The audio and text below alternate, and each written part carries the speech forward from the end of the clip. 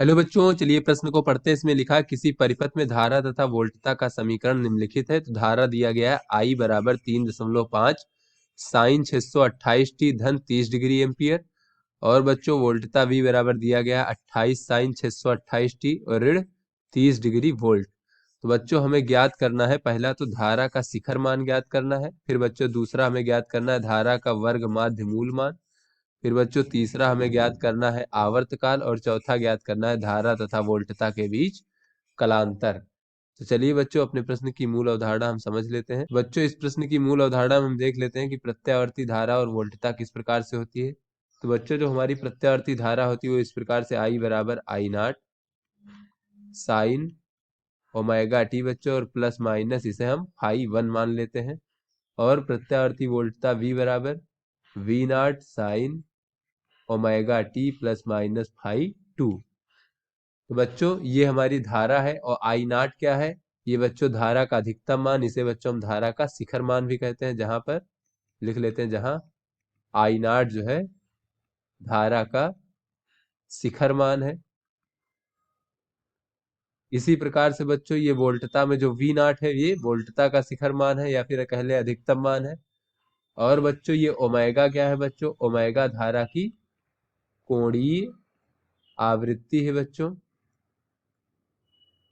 और बच्चों φ1 और φ2 क्या है, φ1 और φ2 जो है बच्चों क्रमशः धारा और वोल्टता की कलाएं हैं, कि धारा किस कला में है और वोल्टता किस कला में है। धारा और वोल्टता की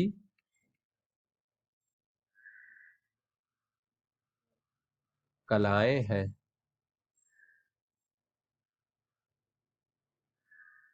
तो बच्चों अब चलिए देख लें कि यह हमारा धारा का आवर्तकाल कितना होता है बच्चों। आवर्तकाल, तो बच्चों आवर्तकाल को टी से प्रदर्शित करते हैं, ये हमारा होता है 2 पाई भागे कोणीय आवृत्ति ओमेगा। और बच्चों देख लेते हैं कि धारा और वोल्टता के बीच में कलांतर कितना होता है। वोल्टता के बीच कलांतर, तो बच्चों जो हमारी धारा की कला है φ1 और जो हमारी वोल्टता की कला φ2, इन दोनों के बीच में जो अंतर होता है यही हमारा धारा और वोल्टता के बीच में कलांतर होता है। तो चलिए बच्चों अपने प्रश्न को हल करते हैं।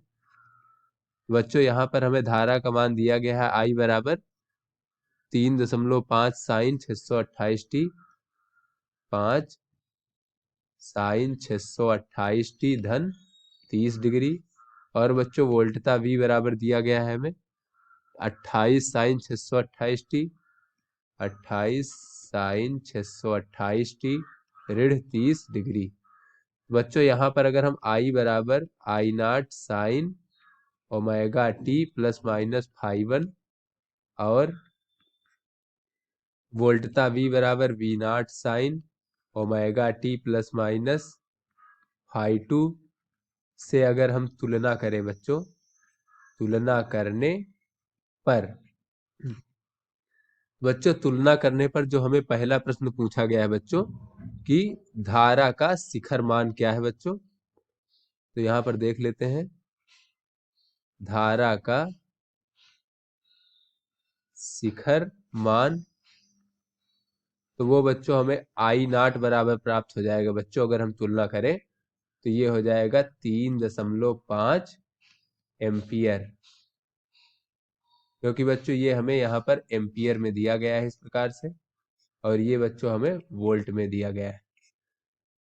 चलिए बच्चों अगला प्रश्न देख लेते हैं। तो दूसरा हमसे पूछा गया है बच्चों धारा का वर्ग माध्य मूल मान। धारा का वर्ग माध्य मूल मान, बच्चों ये जो धारा का वर्ग माध्य मूल मान होता है इसे हम IRMS से प्रदर्शित करते हैं। इसका मान जो होता है धारा का शिखर मान भागे वर्गमूल 2। बच्चों यहाँ पर धारा का शिखर मान 3.5 एम्पियर है, तो ये हो जाएगा 3.5 भागे वर्गमूल 2। बच्चों जो इसको हल करेंगे बच्चों ये हमें प्राप्त हो जाएगा 2.47 एम्पियर। तो बच्चों ये हमारे धारा का वर्ग माध्य मूल मान हो गया। अगला चलिए बच्चों देख लेते हैं। तीसरा हमसे पूछा जा रहा है बच्चों आवर्तकाल। बच्चों जैसा कि हमने देखा आवर्तकाल टी बराबर होता है 2 पाई भागे ओमेगा। तो यहाँ से बच्चों हो जाएगा 2 पाई, और ओमेगा का मान बच्चों अगर हम यहाँ से तुलना करें तो ये ओमेगा का मान 628 के बराबर है बच्चों। तो ये हो जाएगा हमारा 628। और बच्चों इसका मात्रक सेकंड होता है, तो चलिए इसको हल कर लेते हैं। बच्चों इसका आवर्तकाल हमें प्राप्त हो जाएगा 0.01 सेकंड। चलिए बच्चों अगला प्रश्न हल कर लेते हैं। तो बच्चों अगला हमसे पूछा जा रहा है, धारा और वोल्टता के बीच कलांतर कितना है। बीच कलांतर। तो बच्चों अगर हम वहां पर तुलना करें तो धारा की कला फाई 1 का मान +30 डिग्री और फाई 2 का मान -30 डिग्री है। बच्चों फाई 1 का मान 30 डिग्री और फाई 2 का मान जो है वो -30 डिग्री है। तो यहाँ से बच्चों अगर हम देखें तो दोनों के बीच में जो कलांतर हो जाएगा बच्चों, इसे हम डेल्टा फाई से प्रदर्शित कर लें। तो बच्चों ये फाई 1 और फाई 2 के बीच में अंतर के बराबर होता है। बच्चों ये हमारा हो जाएगा 30 ऋण और ऋण का 30। बच्चों ये हमें प्राप्त हो जाएगा 60 डिग्री। बच्चों ये हमारा धारा और वोल्टता के बीच में कलांतर हो गया। तो आशा करते हैं बच्चों ये आपको समझ में आ गया होगा। धन्यवाद।